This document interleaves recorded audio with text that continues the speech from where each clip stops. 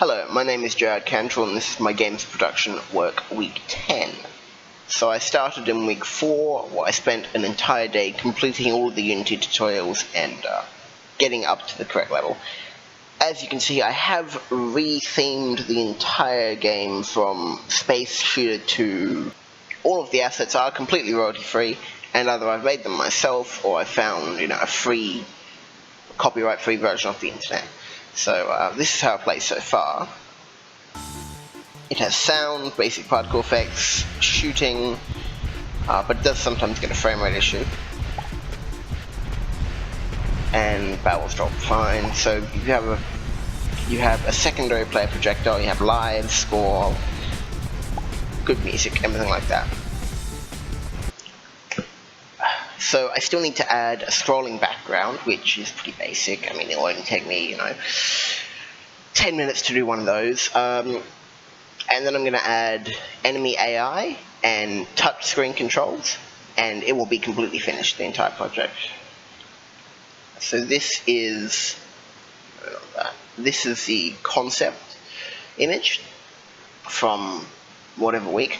As you can see, I've got the score, the lives, restart, and basic background.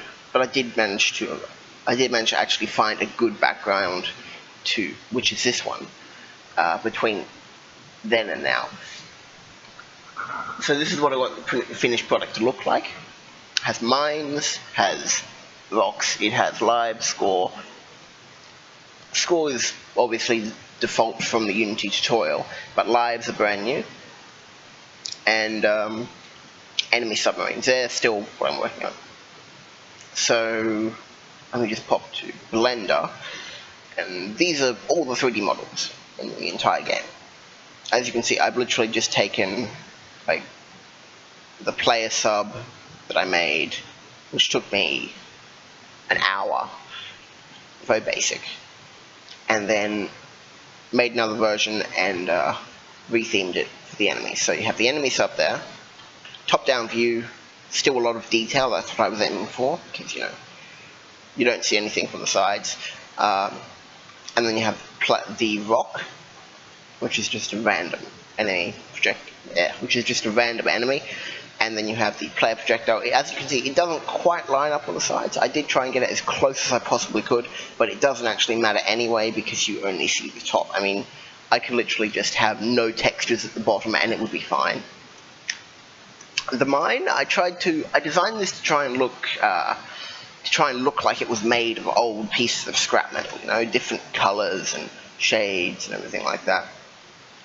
But I mean, it is a bit messy, but still, top-down view looks fine. And the mine consists of two different parts. You have the body and you have the pins on the side, prongs. I didn't even have to texture them because they're literally they're white. So in the actual game, I have the mine explodes into these projectiles here, which go in 4 different directions: top left, top right, bottom left, bottom right, in diagonal positions, because straight on wouldn't really be effective. And that's what they look like. Very nice, very basic, but it does the trick. See? And this is the secondary player projectile. I am thinking of removing this for the phone version, just because realistically the controls are a bit complex. You can't exactly move the character while shooting, while placing down secondary projectiles, while also trying to dodge lots and lots of enemies coming towards you. But it looks very good. I based they're similar models to ones that I used for one of my diploma assessments, which was a remake of the game In the Hunt. And yeah, they look good. So the actual Unity scene, it consists of 6 different assets. So you have the player submarine, which has all its scripts attached, has the particle system, the secondary projectile spawn, the primary projectile spawn, and then you have the game controller, which is spawning the actual enemies. So I've literally just grabbed the game controller script, doubled it up, and I have one for the mine, one for the rock, and then I will have one for the enemy submarine. And once that actually spawns, it has its own script in itself. Background's very basic, obviously. You have the boundary box, anything goes out of the boundary gets destroyed. lighting, which I've just gone with the general lighting from the tutorial, and then I have the score script. So the score script is very important. It basically combines the text over here with the actual script, which I have here. It sets the score to 0 if you reset the game. And so this script is also part of the score script. So you have the score value, and this is just finding the actual score script. And this is for all player projectiles. So if the player projectile hits a meteorite, then it adds a score 10 to the score script, to the value score, and then it destroys the game object, and so on for every single one of them, including the player projectile. So I had to have that because some scripts, like enemy projectiles, use this script as well, and also because there was a few issues with spawning. So this is the meteorite collision, which is basically if it hits the player projectile, it creates the explosion particle effect, it destroys itself.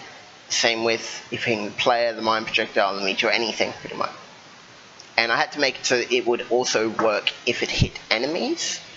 That was the only issue previously, because if it hit an enemy and didn't destroy each other, it would just bounce the enemy in a different direction, which was a really major problem. So then you have the game object, which is very basic. It's literally just a placeholder there, so that when the game starts, it will play this music, which is completely royalty free, and I got it off the internet and just on YouTube. Very basic, very simple, and it also sounds good and is correctly themed for the game, pixel based. Let's see, so you have the canvas, which is the UI.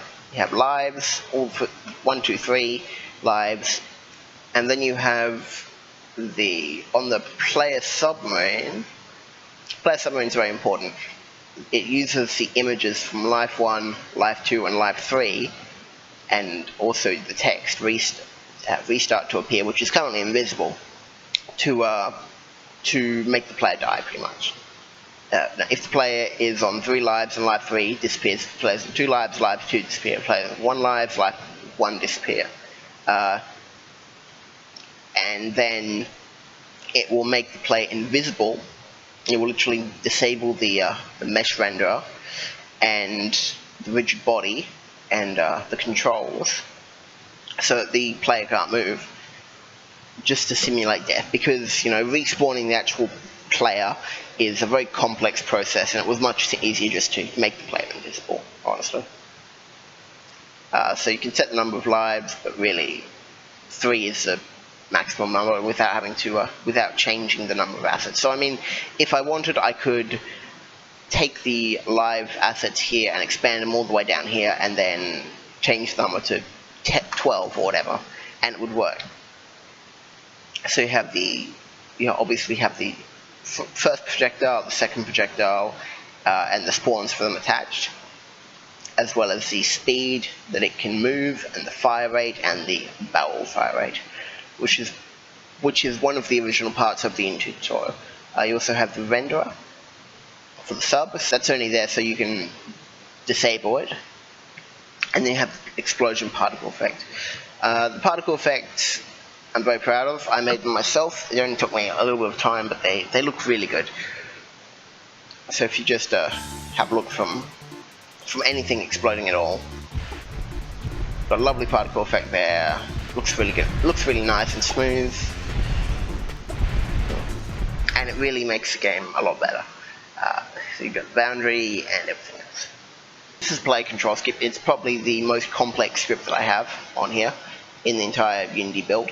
So you have lives, you have text, you have control respawns, everything like that, and all the different variables for everything attached.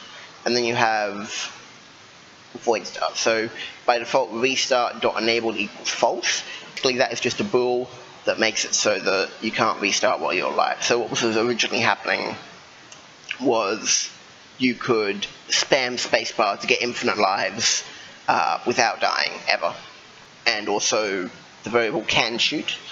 So I had to add that because when the player was invisible after death, they could still shoot stuff. So this is the key part here, which is basically, this is the respawning part.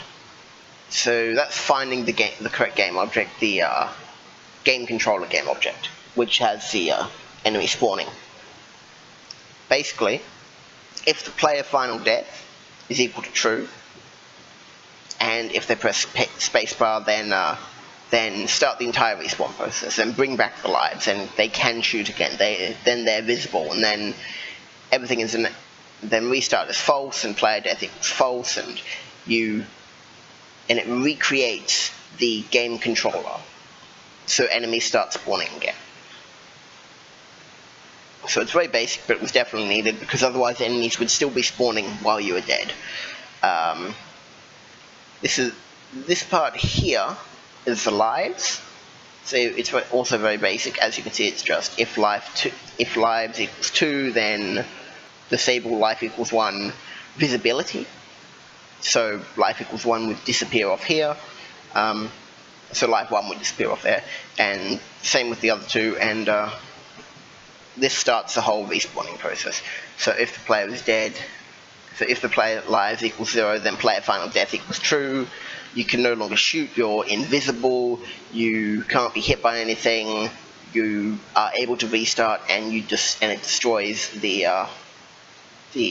spawning object.